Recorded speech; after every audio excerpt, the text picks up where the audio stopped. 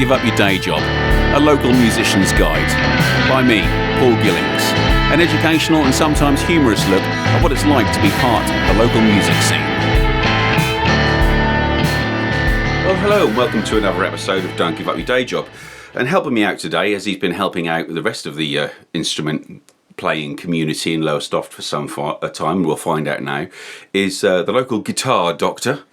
Local GP for you guitar heads there, Mr. Andrew McKee. Thanks for joining us, Andrew. How are you? My pleasure. Yeah, I'm all right. Thanks. You? Yeah, I'm all right. I've trapped you in a warm room on one of the hottest days of the year so far, and thankfully it's eventide, so it's not quite as roasting as it was earlier on. I was up here working from home in this office, and I was sweating, thinking it's a good job that poor sod isn't coming round right now, closed in this room. I like the heat. You're all right. I'm quite happy with it warm. Good man. So the guitar doctor, mate. How do we know each other? Let's keep it local. Let's keep the connection there. How do I know you? How do you know me? Well, we did meet a long time ago. Oh, really? Yeah, we did. Well, I hope I was polite and upstanding, but somehow knowing me from 20 years ago, I doubt it. No, I can only apologise for my former self.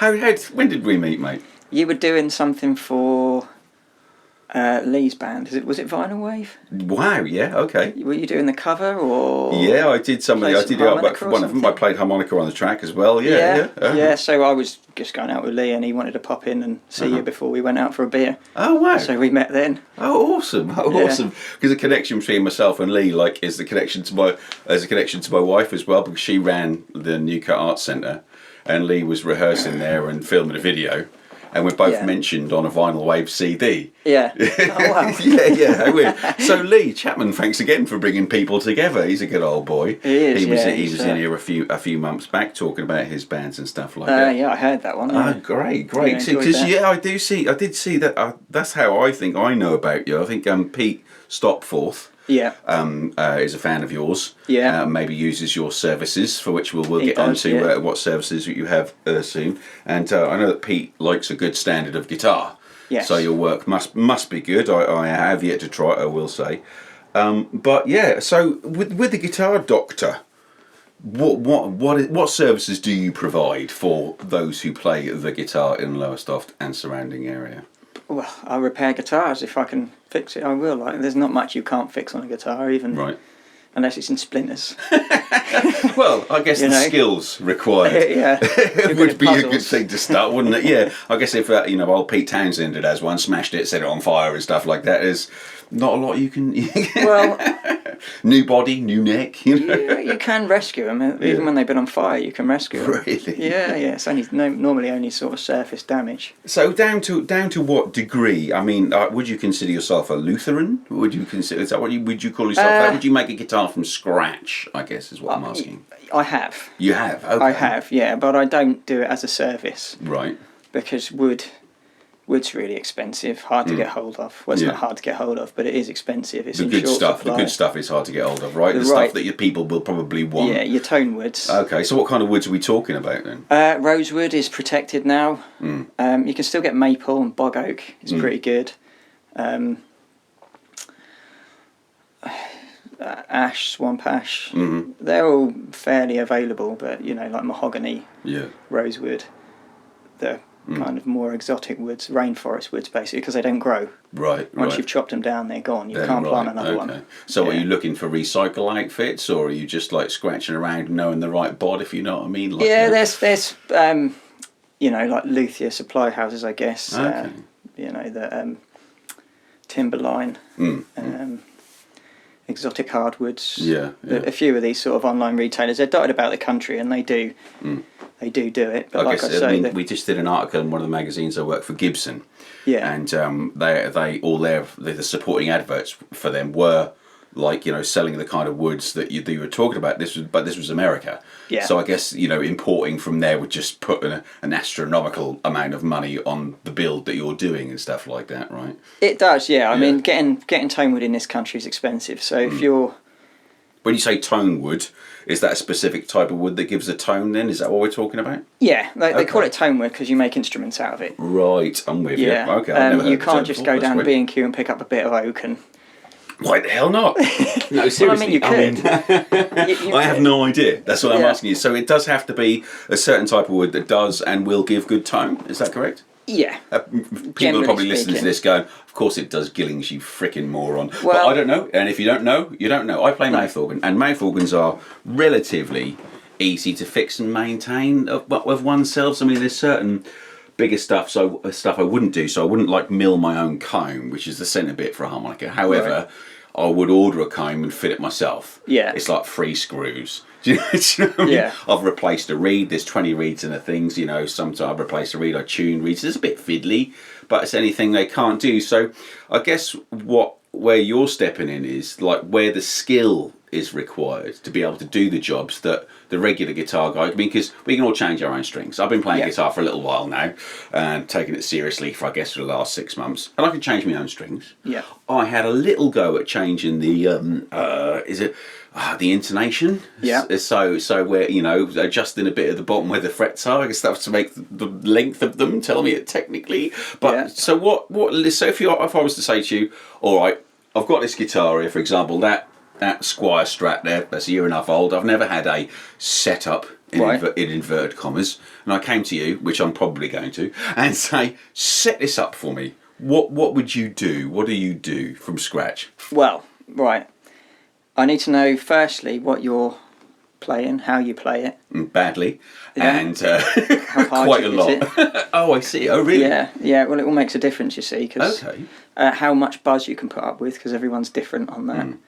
Some people want 0 buzz. Some people are quite happy with a little bit. Okay, I didn't know that. So people, because I thought any buzz was like, it's just like not allowed. So is it depends on how much it annoys you? Is that the kind of thing? If it's an electric guitar, if it's coming through the amp, it's bad. But generally, it won't do. Okay. If you play an electric guitar acoustically, it will buzz. Yeah, that does quite a bit. Yeah. But you won't hear it through your amp. We shouldn't hear it through your amp. Never hear it through your amp. Not for all the distortion and pedals and stuff like behind anyway. Yeah, you and everyone else. You'd be surprised how many do. Yeah, I mean, I was watching some. I've got quite into some YouTube videos of guitar players, and I was watching a guy, Rhett Schull. Yeah. Anyone listening to this knows I'm a fan of his and Rick Beato, and he was talking about like the 2 types of sound processing for guitars. There's the one that completely blankets it, so it doesn't really matter what guitar you're putting into it, and there's a transparent one that he says just puts it like a sheen on and doesn't affect your original amp and guitar sound. Right. So it like puts it on the top, and I thought that was interesting, but the price difference in those things are horrendous. Yeah. But I could actually hear the difference on that one. Well, okay, so say for example, I like a bit of medium. I like a little bit of buzz. I'm not really bothered about it. I'm a fairly hard hitter, I have to say. I wear my plectrums to a stump, quite literally. Right. Okay. So what are we doing to my guitar then? Well, I'd give you sort of a medium action there, I would say. Not super low. I'd take it you're not like a metal whittler. God, no. No, I'm trying. I am doing some scales. I would like to one day, but at the moment, no. Moment, I'm going for around some scales. I'm trying some minor pentatonics. Yeah. Check me out with the terminology. And, learning some lead breaks and stuff like that, and having a little bit of a jam. Okay. Mostly I'm a rhythm guy. Yeah. So that's the first thing. Find out what you want from the guitar. And then assess it. See what the neck's like. Relief-wise, which is the bend in the neck. Okay. See what that's going to do. Look at the frets. See if they're, some people don't want to go this far, so I don't go this far. Okay. Depends on how much they want to pay. So it literally depends on what I like. I mean, I've run my hand up down at fretboards, and I've had someone else look at it and go, "Oh, them frets want a bit of sand in there." I'm like, "What are you talking about?" Yeah. So at what stage do you think I'll just take the edge off the frets at the side, or do you them at the top? What do you do? Well, it depends. If they're uneven and you're getting buzzing all over the neck, even though the action's pretty high, then they need flattening. The frets need sorting out. Okay, yeah, they need leveling. Then you've got to crown them and then polish them. Wow. And dressing the ends. If the ends are sharp, if that's like a saw, then dressing the ends of the fret. So I saw a little thing where you do complete fret replacements. Yeah. As well, and replacing with stainless steel, which I find interesting because harmonica reeds up until about 5-10 years ago were always made from brass alloy, right? And they're starting to be made from stainless steel as well. So is this a new thing, stainless steel frets? Relatively new. Are you talking about that Hofner bass? Yes, I am. Yeah. Well, that's a 0 fret, you see, and the nickel, because nickel's soft. There's what 0 fret is it's instead of a nut. Okay. So the string comes off of the fret and not off of the nut. Oh, right. The nut just does the string spacing. The actual break point of the string, where the first note starts, is off that 0 fret. Okay. So the strings are on there all the time, and as they're vibrating backwards and forwards, and the nickel is soft, it creates a pit in the metal, like it would on any fret. Sure.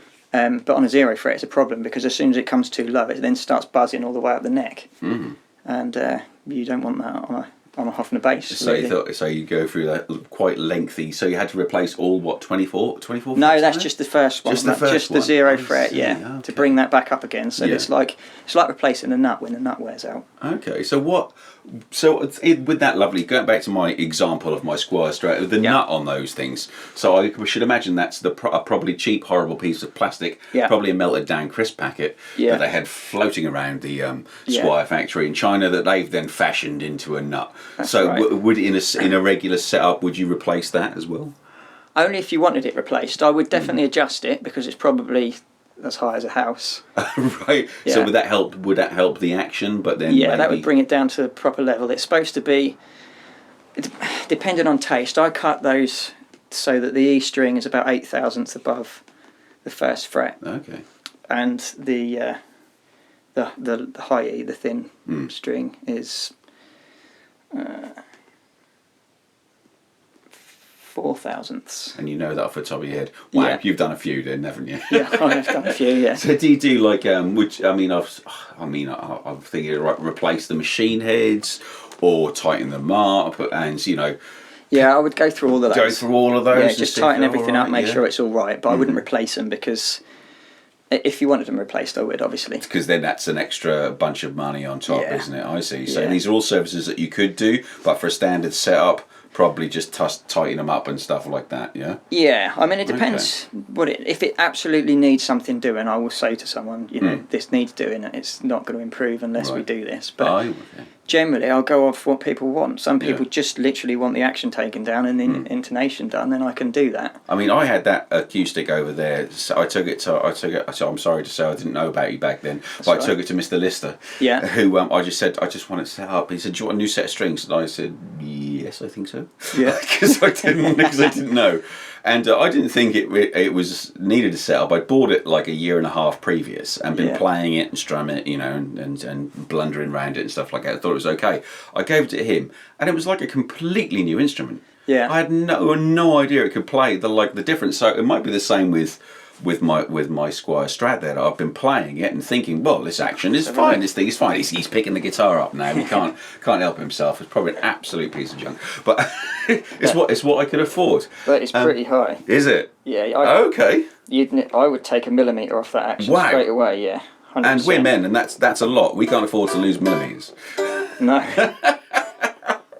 See, that's quite high on the nut as well. Is it? Okay. Yeah. So the nut would want to come down. Would you replace that plasticky nut? If you wanted it replaced, yeah. How much difference would like a bone or a newer one make?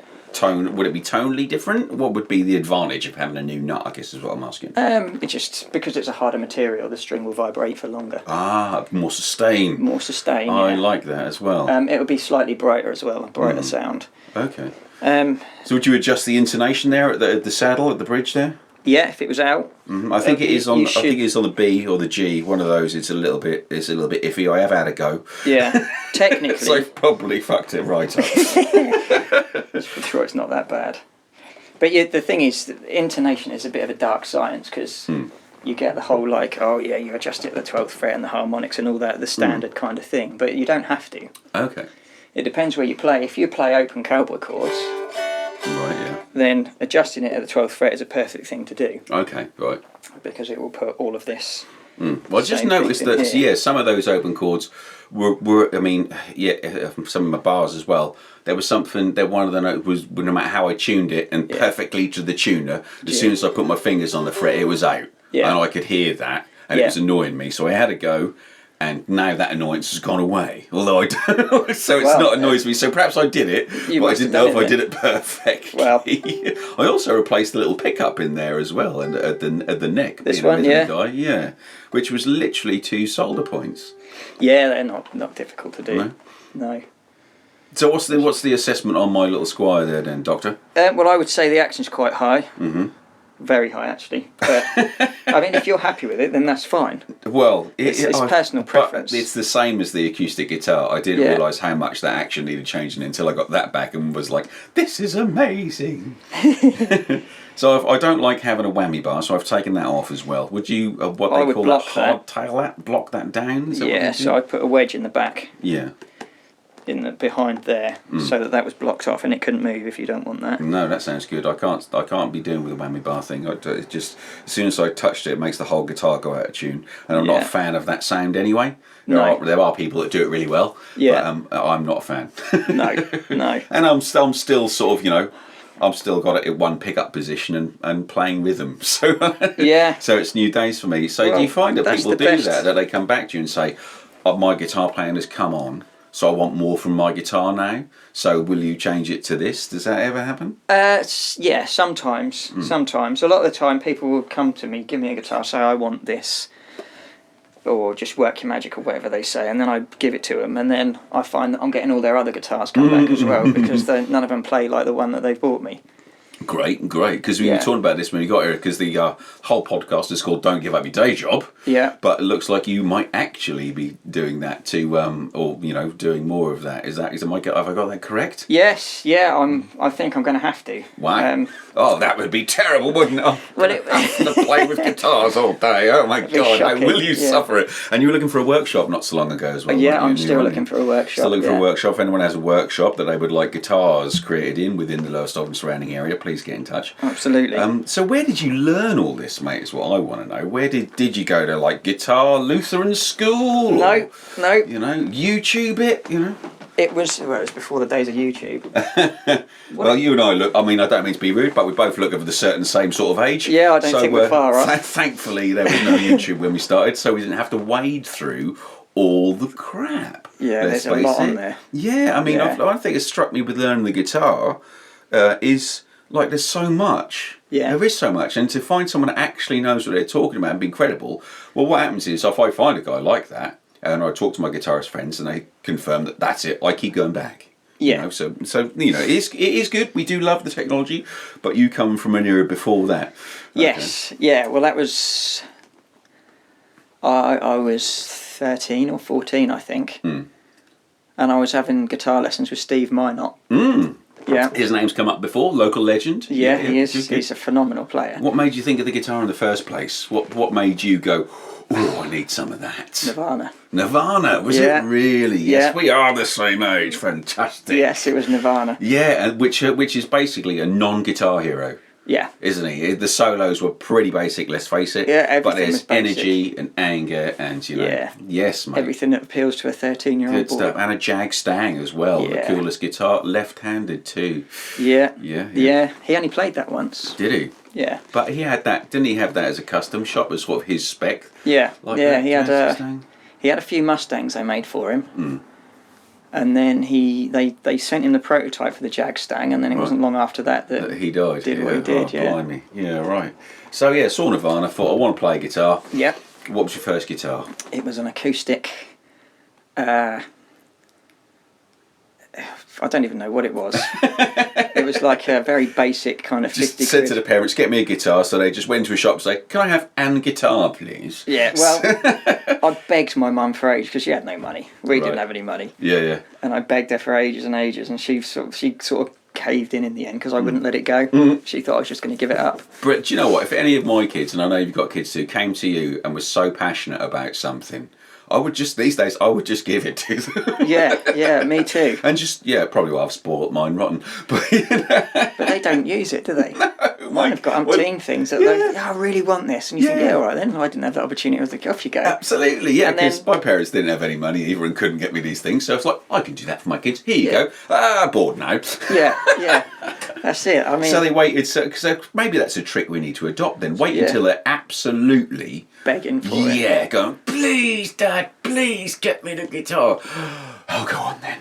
Yeah.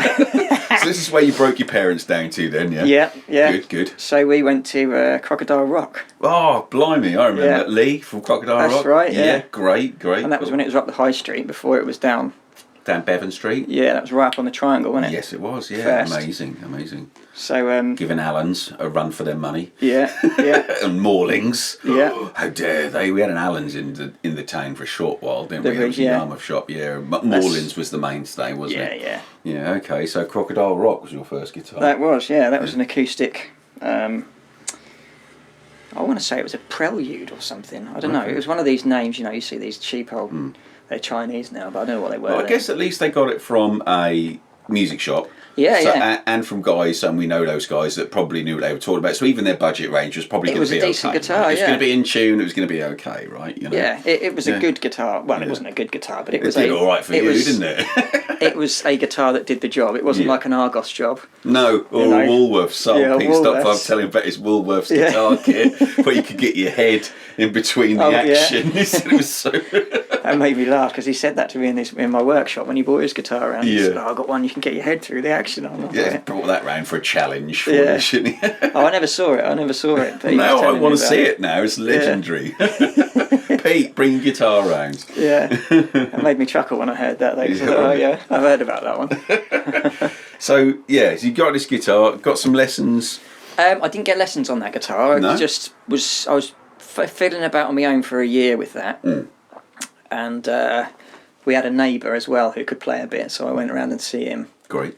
And he showed me "Come As You Are" and "Polly" and things like that. Where do people like that live now? Oh yeah, they live in our houses because we are them. We are them. That's right. Yeah. Fantastic, mate. What an inspiration, eh? Yeah. I think his name was Sean. He was sort of. I would say he was in his 20s, early 20s, but I thought he was like an old man because I was 13, Yeah, right, yeah. Like all this life experience, and he's just basically a kid himself. Yeah. But, I thought it was awesome, so I would go around and learn these Nirvana songs off him. Great. And then I've done that for about a year and a half, and I said to my mum, I want to play more, I want lessons. And she said, well, we'll give it a go then. You've given it this, because she used to. So the amount of times I got threatened for cutting my strings at the middle of the night because I'm playing. This is it. So you've made you beg for the guitar, and then you should threaten to take it away. This is the parenting we need to do. It is, I'll take that blood. My mum used to bribe me to take harmonicas. When we went out shopping with my dad as a kid, he used to pat me down to see if I had any harmonicas on me, because they'd be in the shop or standing in the high street or something, and I'd just be standing there playing harmonica. So they used to frisk me, hand over the harmonicas before you go out, come on. It's like, I wouldn't crush my child's creativity like that. No. But they didn't crush our creativity, did they? In fact, it made it. We were more determined. Absolutely. Weren't we, Yeah. So, who were the lessons with again? Steve Minot. That's right, you did tell me. I got the lessons with Steve Minot, and I'd saved up. I think I'd got my first job down now, so I must have been a bit older than 13, 14. But so I'd left school, and my mum forced me to get a job as a hairdresser because I was going to be a rock star. You see, sure. But I was shit. How's that working out? Yeah. Mum, you were right. I'm sorry. Yeah. But he is giving it up to actually fix a rock star's actual guitars soon, so that's good. Absolutely, that's the whole plan. So where did fixing them come into? Well, I was sat down with Steve one day playing, and he was like grimacing and said, "You need to get your guitar set up." Oh, right. And I was like, well, "Shit. What's a setup?" Just as I was asking you just then. What do you mean, setup? Yeah, exactly. Yeah. So I think I went away and said to Mum, I've got to get a guitar set up, and we sort of asked around, and the prices were out of our league. So I ended up going to the library. Oh, right. And reading guitar magazines. I think that was Ed's Shed or something. One of these, articles in Total Guitar or something. Yes. Back in the day. Great mag, Yeah. Well, it was then. I'm not so sure where it's at now, but I mean, No. Total Guitar Heads. I mean, it had some great articles. Not only probably a Q&A with the guitarist in the band that you liked at the time, because it was the 90s, because guitar bands were a thing. They were huge. So, and then there would be a tad bit of maybe the intro to one of their tracks. Yeah. Stuff like that. I learnt Bon Jovi's Dead or Alive on acoustic guitar from Total Guitar magazine. Yeah. That's all I could play of the song, because that's all they showed you. That's right, Yeah, it was great, and they had some affordable guitar reviews. Yeah. Instead of nowadays, you buy. I don't know if you bought Guitar Magazine or Guitarist Magazine recently. No, I haven't. And it was full. The back half of it was full of Gibson's new 57 reissue, 59 reissue, whatever it is, range that start at $5,500. I said, well, yeah, who's buying those? Yeah, you're appealing to the blues lawyers, aren't they? Let's face it. You know, they've got a high flying job, so they're going to buy a gold plated guitar because that's what they can afford. Can't play it, but they're buying it. Yeah. So you went and had this thing, or found out someone that could set it up. Who was it? Who was setting up guitars back then? Dave Roper, I believe. Oh, really? Yeah, that was the name I got. And we went. I don't know if my mum phoned him or I'm not sure what happened, but basically she couldn't afford it. Right. So I was like, right, well, I'm going to have to do this myself then. Wow. And screwdrivers and Allen keys. I was already sort of pre-set up because my dad was an electronics engineer, so all the electronics side, I was quite. And he had the tools and the rock screwdriver and stuff like that. I think we had, after my dad left, I think we had one screwdriver in our house, and it used to be a chisel. Yeah. I think. Yeah, and to do everything tool. Yeah, that was it. Yeah, it was one of those wooden handled one with a big like clasp around it and stuff like that. Yeah, I'm pretty sure it was a chisel once. Yeah. Now it's our screwdriver that does everything. So yeah, you had an old man was fairly handy with those kind of things. Yeah, yeah, he could do all that. I mean, he's a bit of an electronics genius, to be fair. Awesome. So yeah, anything that went wrong with them, that was. So you didn't do a Brian May and Brian May's dad, did you? No, Build an electric guitar out of the mantelpiece and egg boxes. No, we didn't. Damn do it! that. I was hoping for a story like that. I wish. Oh, come on! This is from a piece of Lego. Yeah. What is that guitar made of? Amazing. So yeah, so you had to go yourself. How did it go? Yeah. Did you fuck it up completely? It took hours. Really? Yeah, it took hours, and I had a shit tuner, so it was sort of guesswork with the intonation. Getting the truss rod was scary because people were like, "Don't touch the truss rod." Oh god, yeah, I remember that going about. I was in a band in the 90s. I could play about 4 chords, so we started an Oasis tribute band. So I was like, "Oh, you need to adjust the truss rod on that," and I looked down this thing. I got an Allen key, and I went arc about quarter turn, and I was like, "No, I don't touch it anymore." Yeah, there was a lot of that kind of. People were like, "Just don't. You can do anything you like, but don't trust the rod. Touch the truss rod. That's irreversible." Yeah, yeah. And it's, I don't know how many years later. I don't even want to try and count. It's just a lot less scary these days. Yeah. So did you then just like carry on working on your own guitars as you progressed? I always just did my own. When things went wrong, and I've had a few, broken headstocks, and then I'd sort of fiddle about with all kinds of different bits and pieces, really. Whatever went wrong. Sort of whatever went wrong with your own guitars. Chips, so I take it you are an accomplished guitarist, then played in bands and things? Yeah, I mean, I played in Perla. Oh, yeah. Yeah. We've heard of Perla, local outfit. Yeah, yeah. Yeah, cool. I played bass though, but I was always a bit. I'm not very good at learning songs. Okay. Just because you had Total Guitar and it only taught you the intros to things. That's why. Should have got Guitarist magazine. They'd have taught you a whole solo. A whole song. Yeah. Well, I get that because it takes a lot of memory and a lot of artwork and stuff like that. And if it's, and especially if the song's not hitting you as they usually are, then you're not going to get a mind for those things. The amount of music stands I see on stage these days is unbelievable because nobody, or iPads, people not learning the songs, which is, seems to be the done thing and is okay. Yeah. So you decided to wind that back and just keep. When did you start fixing somebody else's? 2016. Oh, that's very precise. Yes. Blimey. It was. It was after my marriage broke up, and I was very depressed and down, and you know how you get. Yeah, yeah. And Lee said to me, "You ought to just start doing something. You need to do something creative." And I was like, "Well, I mean, I can write songs and stuff. I do write songs."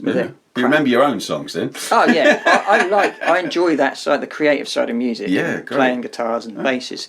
That's why I enjoy Perla, because it was an original. Do you record anything? Band. Do you write anything these days with the technology being like it is? I do write. I don't record because I haven't got time to learn technology, and it's a big learning curve. Yes, it is. It really is. Yeah, it's, I've sort of toyed with it recently, getting a couple of microphones and having a... Yeah, get an interface, get yourself a little MacBook. Yeah, stick a microphone in front of you, go for it. Mac and an interface, because I started years ago. Then, mate. Yeah, you're laughing. Yeah. That's all I ever use. I've done 4 albums, just get stuck in. Yeah. What's the worst that can happen? You don't have to release everything. I mean, it's too easy to release things like SoundCloud and iTunes and stuff like that. But you don't have to. You don't have to. Just get it down for posterity, mate. Definitely. Yeah. Well, I've started putting them on an Instagram page, which we'll name. That's it then. I'm looking. That's what my evening is going to commit. Yeah, there's only like 3 on there, and it's not. I haven't made it not public. I don't think, but I haven't made it. I'm not shouting about it. Obviously, I'm on here, but I'm not. Both my listeners, of which you're usually one, will now go and look for that Instagram account. Yeah, well, I've lost the listener having you on this podcast because you're on it. Yeah. Well, hopefully you'll listen to yourself. I'll listen. Maybe I'll listen to this one. I'm not sure. I like listening to myself. I'll certainly share it about. I'm sure someone will listen. Yeah. Well, I mean, the thing is, with like we all have playing instruments, but getting them fixed and stuff like that. I mean, I know harmonica players that won't do anything, and for a long while I didn't either. I just bought another one because I'm lucky enough to play an instrument that you can buy a sort of lower end of the professional range for about £40. Yeah. Whereas opposed to £40 is what you probably spend on having your guitar, set up in a rather minor way and stuff like that. What do your setups start at? I mean, I paid £60 to have that one set up. What do you normally start at? Well, I just go £25 an hour. Oh yeah, that's how long it do takes. An hourly rate. Okay, yeah, that's fair enough. Yeah. When I move into the workshop, I'll have to put that up a spec because I'm going to have overheads that I don't have at the moment. Because you're currently working from home with that one, aren't you? Yeah. Okay, so that's fair enough. Yeah. So getting back to the services that you would literally do anything apart from a complete rebuild. Have you seen these kits that they do? So would you replace? Like I'm looking at it now. Like say my fingerboard on there. It's a 40-year-old guitar. I've been playing it every day, and the fingerboard is like scalloped out and warped. Yeah. Would you be able to replace that whole piece of fingerboard and stuff like that? Yes, I would do, but I would be very sceptical about doing that. Okay. Would you replace the whole neck? No, I would prefer to repair the fingerboard. Okay. Because if you're talking, even Squiers now are getting value. But they're valuable if they're original. I see. And they're not so valuable if they got bits and pieces taken from all over the place. Okay. So it depends what it is. If it was, I don't know, like a craft or whatever they're called. A quart. A quart. Instead of quart. Yeah. They not particularly like the Skoda, or what used to be the Skoda of guitars. That's the sort, like one of these kind of low end things. That didn't have a name. They're reasonable instruments. You can play them, but they just not got a Fender name. Sure. And it was split to bits. It would probably be cheaper just to replace the neck. Okay. But I would happily replace the fingerboard on that because it's doable. Because I've seen these whole kits these days, like on Amazon, for like 100, 150 quid. Yeah. And you can create your own. What do you think to those kind of things? Would they just have cheap electronics in them? What would they have? Would they be awful electronics? Yeah, the electronics are terrible. Yeah, I mean, even on the Squier, I replaced that top pickup there, the neck pickup, with the Seymour Duncan. That was 65 quid for the Seymour Duncan. I mean, the whole guitar was 175. Yeah. But the difference was unbelievable. I honestly didn't think it would make that much difference. Yeah. So is that what it is about the customer making a choice or making an informed choice about whether the modification, whether the upgrade, whether the repair will make a significant difference to the playability of the guitar? Is that what we're talking about? Yeah, basically. Some things aren't worth doing, and I'm happy to tell people, and if they want them doing anyway, then I'll do them. Okay. I have got people that I've repaired things for that are just not worth it, but because they carry sentimental value, then they're worth it to them. Yeah. And they're paying way more for the repair than they would for a new guitar. These instruments start to mean things to people, don't they? I've had that guitar, it was my first one, or, my wife bought that for me for my 50th birthday and it means everything. Yeah, I can see that. Or, it's never let them down. Yeah. Because I get awfully attached to certain harmonicas that I've played in gigs, and some of the harps in my case there are 30 years old, because it never failed me. Yeah. So I'm never letting go of that, and I will do anything to keep it. So Yeah, and then a lot of people have those guitars. That one guitar that is their they're old slippers, I suppose. Yeah, Danny's got his Echo. He loves that That's Echo. a beautiful guitar. That's a beautiful. Sounds phenomenal, doesn't it? He's had, I don't suppose you've heard it since he's had. Did he have the new pickup put in it when we did the Seagull gig? I think he did. He just had that done. Yeah, it's made such a massive. It's gorgeous, absolutely gorgeous. It's like the sound that it deserves. You know. Yeah. Yeah. I like those old Echoes. Yeah, why are they so cheap? I don't know, because they were made cheap in the 60s or 70s. Right. They're Italian, aren't they? Yes, yeah, but he bought a new one. He bought a new parlour guitar, and it was £180. Oh yeah, that would be Chinese. Really? Because it says made in Italy, isn't it? Oh, does it? Oh, it might be then. I don't know. I don't know the sort of current history of them. No, but the old Echo ones were a budget brand. Okay. And you can tell why. Right. Because I had like an arch top.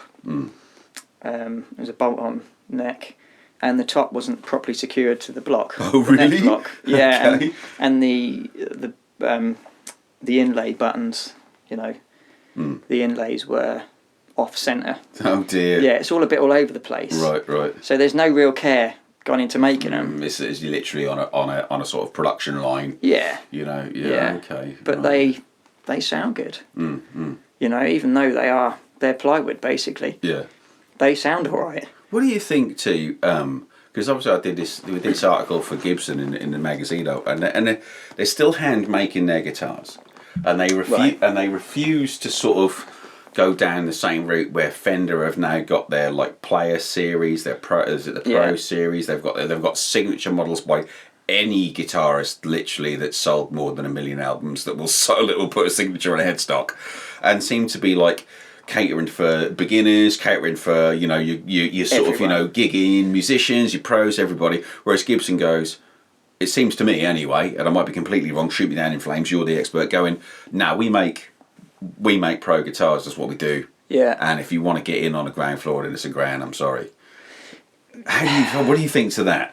Well, they've got Epiphone, haven't they? They have. Yeah, Epiphone's still great guitars. I prefer Epiphone to Gibson. Do you really? That's controversial. Yeah, but they're consistent. I know. They're consistent. If you buy an Epiphone, you know what you're getting. Right. And some of them are really good. But they're all shipping with good electronics, like CTS and orange drops and all that stuff that people pay a fortune to get replaced. Yeah. The wood's probably not what it is on a Gibson, but the neck pockets are all the same. Yeah.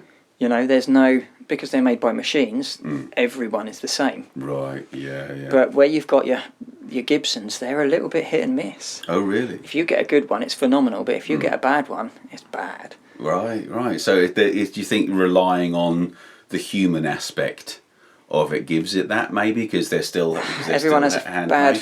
Has a bad day, bad shift. Yeah. Someone's had an argument with the missus. He comes in, gouges a screwdriver through the bodywork. Yeah, a Friday afternoon one. Friday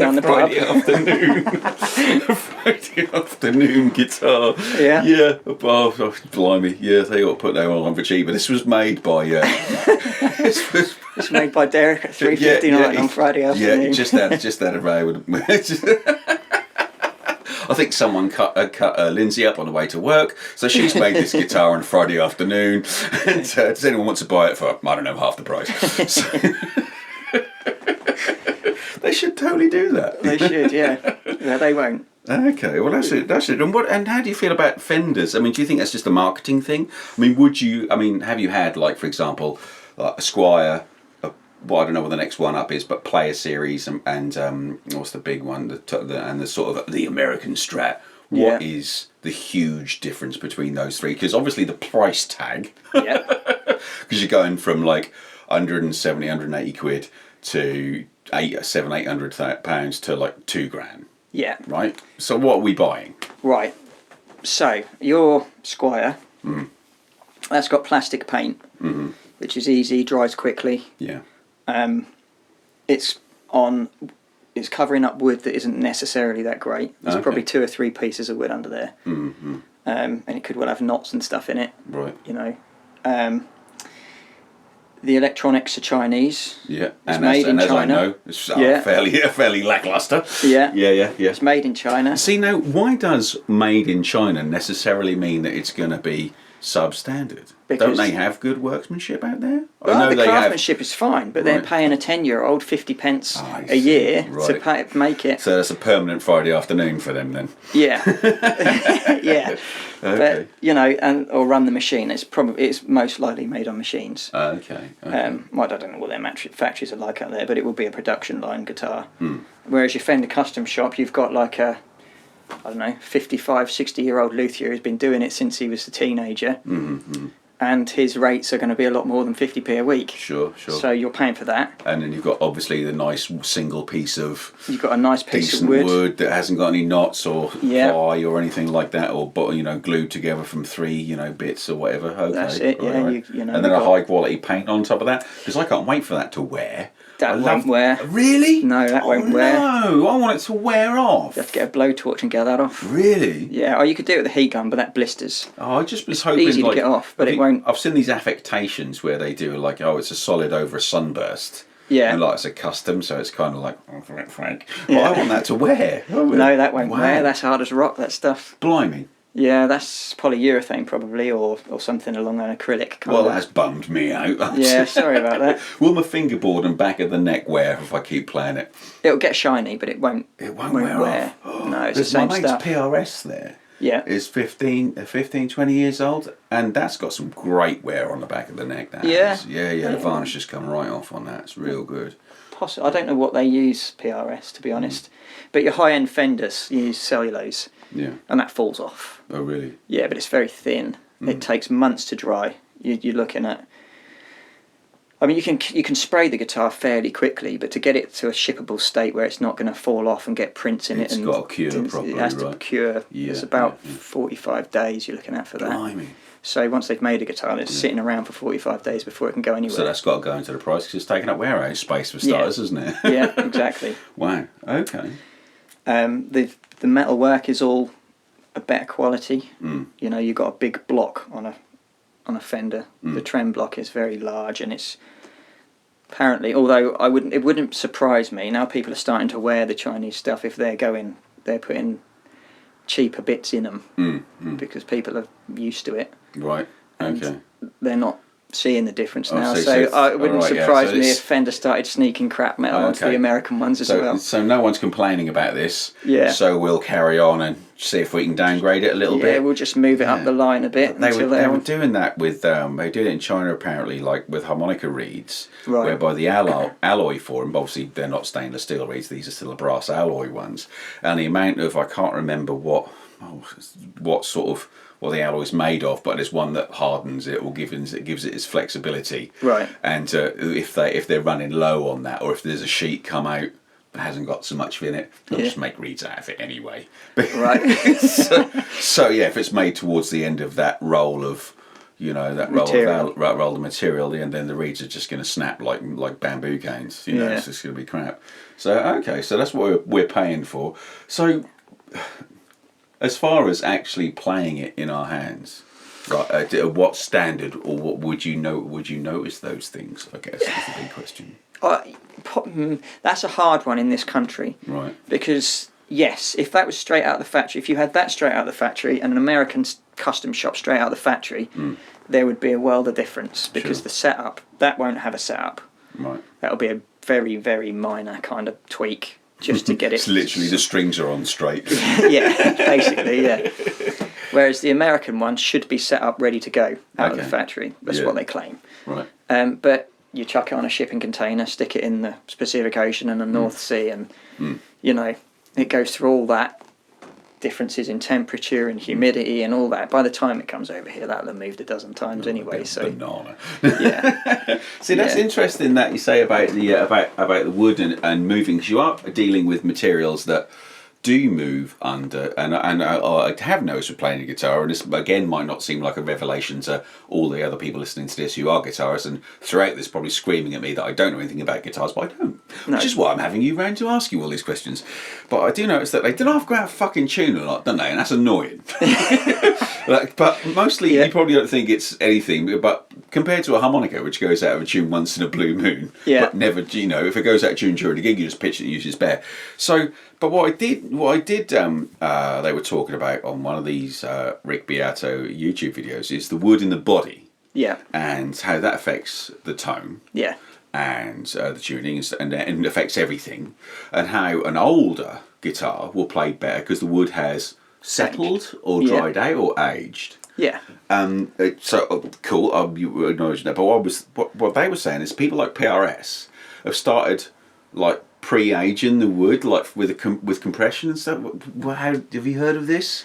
So they basically like put it through a treatment. Yeah, horrifying or something they call it, don't they? Something like horrifying. It's horrifying what you've done to that guitar. Sure, it's horrifying. Horrifying. So it's basically really like looked into it. If I'm honest, putting under loads of pressure. Yeah. So that the wood is almost like it's already 50 years old by the time it leaves the factory. It takes like days to do it or something like that. Yeah. Oh, I don't know the process, if I'm honest. But have you heard of it? Is it a thing, or have I just that is a thing. Yeah, that's another one of these kind of just a process that they're sort of.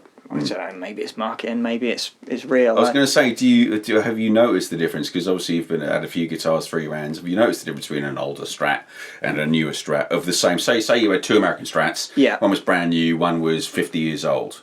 Yes, there is a difference.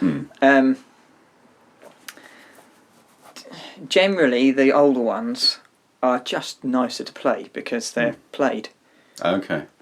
Is there such a thing as playing a guitar in then? Is there? Yeah, there is. I mean, you can do things to make it feel better. Like you can roll the fingerboard so it's not quite so sharp. You dress the frets. Obviously, I would recommend doing that anyway because they never come. Even the top end guitars now, they're always a bit ropey. They don't do them like they used to. So you can, do those little things to make it more comfortable. Take the edges off the nut. But a played-in guitar, it gets, because you're honing it with the sweat and with your bodily oils all the time. And it's made from natural substances like wood that do then wear like anything, like doors, door steps. Absolutely. Everything within our houses and around our lives that are made of those natural materials, I guess, will just bend to you over time, eh? That's it, yeah. Right. So you will get that with a say, I don't know, a 60s or a 70s Fender. That will feel different because they were cellulose covered, so that's all come off. Right. And the wood has absorbed all the oils and natural bits off your body over the years, and it just feels like an old bit of furniture. Fantastic. But you get a new American Fender, and it feels like that one would have done back in the 60s. Right. So, possibly. And the parts, you can tell. Yeah. I think like the thread that seems to go through all of this is it's completely like player preference. Absolutely. Like, one of the first things you said is like, and I said, what's the setup then? It's well, how do you play? Yeah. Do you hit hard? Do you press hard? What do you do? It's and we all play differently because of our bodies. And the same it's totally relatable to the harmonica. Yeah. And there's always big rows. Yeah. I'm playing Hohner throughout my life. I'm never going to bloody Sadel. And I'm a Sadel man. I love Sadel. I love the fact that they're a bit like Gibson. They go for the they don't do a sort of budget beginnery range. Right. Whereas Hohner will just make of everything from completely like kids' toys right the way up to like gold plated stuff. But Hohner are a bit more. I mean, so Sadel are a bit more like the Gibson, and they go, well, this is our range. All right, perhaps the ones that I'm talking about, the 40 quid ones, like your Session Steels, they're more your Epiphones, but they're 1847s and they're Lightnings, which are 80, 90, £100 a harmonica. Yeah, they're peach. They're really, and I can tell the difference. I really can. So, mate, that's bloody fascinating. I want to ask you, because we were talking in the pub, weren't we? Yeah. On the fateful night of a gig where I asked you to come and be on this ridiculous charade of a podcast. We were talking about amplifiers, weren't we? Do you remember that? Yeah. Yeah, and we were talking about valve amplifiers. Yes. And I said the dirty word solid state, didn't I? Yeah. And I also said valve state, didn't I? Yeah. So tell me again, because I've played for a solid state. Yeah. I've played for a valve state. I've played for a valve. Yeah. All with harmonica. I can hear the difference. It's mostly feedback issue, to be quite honest, as far as the harmonica is concerned, where it's a open circuit and the valves are just running wild. They're just running wild. But for a guitar, is that a good thing? Tell me why. And why you would like valves over a solid? Because I know you prefer valves. I do prefer valves. Explain it to me again, please. Because it feels more organic. Okay. Does it feel like responsive? Like you're tackling something? If you tickle it, it comes out like a tickle. Yeah. And if you smash it, it growls at you. Okay. And you don't get the same response from a solid state amp. I mean, it will obviously get louder. Sure. But if you really hit,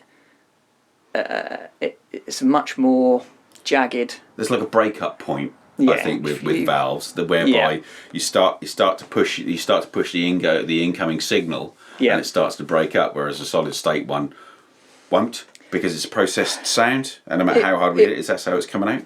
It'll clip. But what you're doing is you're clipping the top of the wave off. But because solid state, the way that solid state clips the top of the wave off, it's a very sort of processed, digital, jagged kind of sound, which some people prefer. Sure. But I don't. I like the... You like the valves? What about valve state then? We're still getting the valve bit, but the solid state's just making it louder. Yeah. That's sort of a middle ground. You do get that preamp, that nice crunch, smooth breakup. Yeah.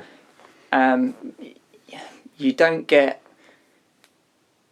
It's still... I mean, it's doing it. It's fine. It's fine. But there's your Class A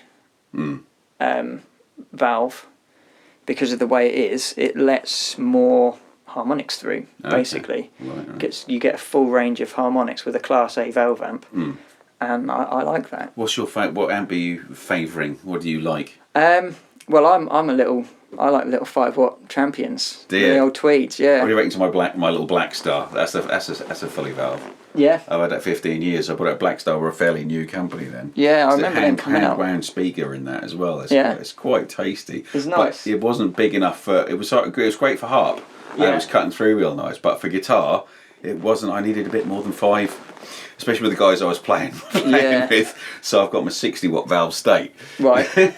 Because I just can't afford. But...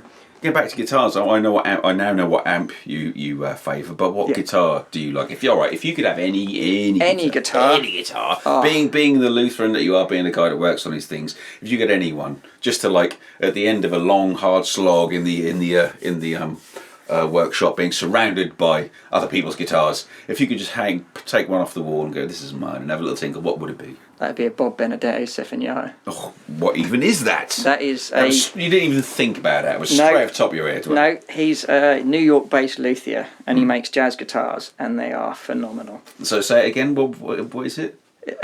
Bob Benedetto, his name is, and it's Sinfonia.